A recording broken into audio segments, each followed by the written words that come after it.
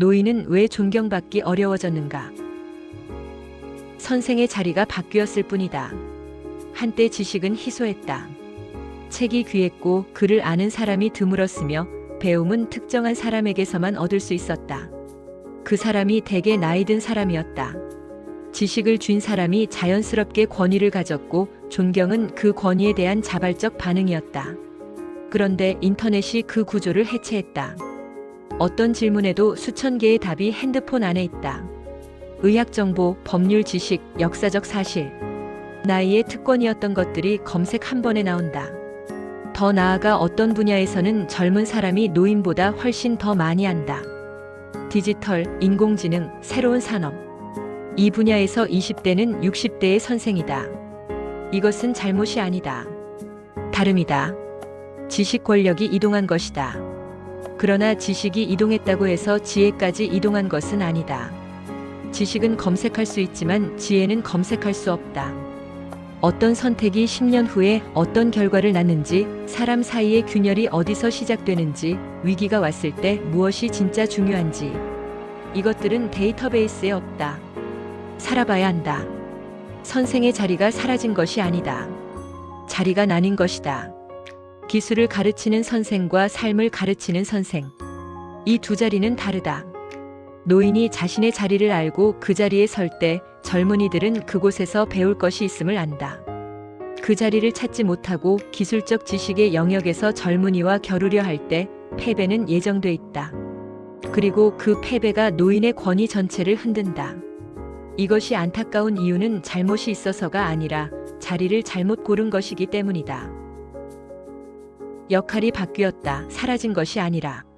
현대 사회는 생산성이라는 잣대로 모든 것을 잰다. GDP, 효율, 성과.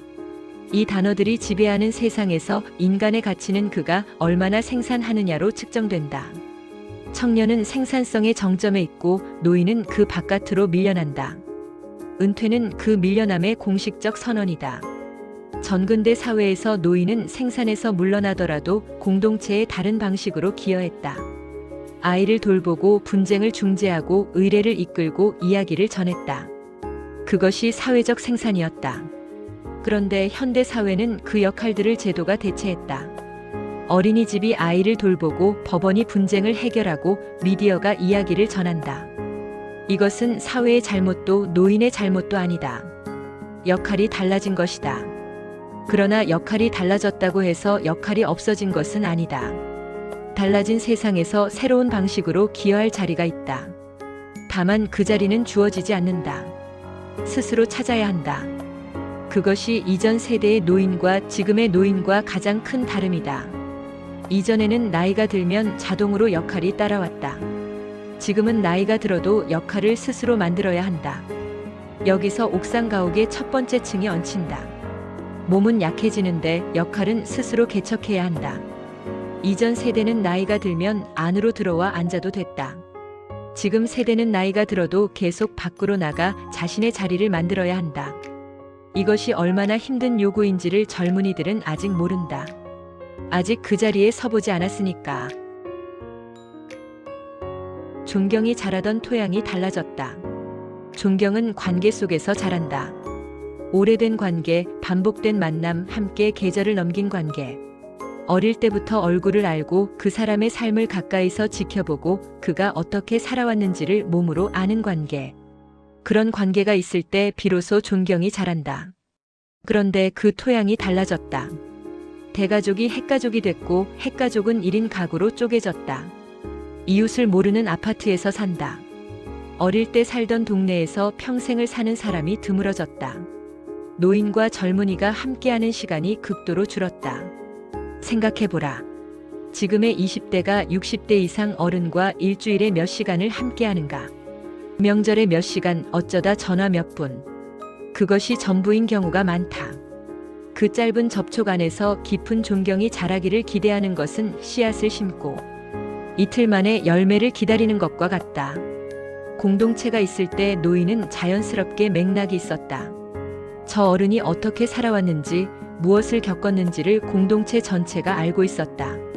그 맥락이 존경의 근거였다. 그런데 이제 맥락이 사라졌다. 그냥 낯선 노인만 남았다. 이것은 잘못이 아니라 다름이다. 그리고 이 다름이 요구하는 것이 있다. 노인이 먼저 관계를 만들어야 한다는 것이다.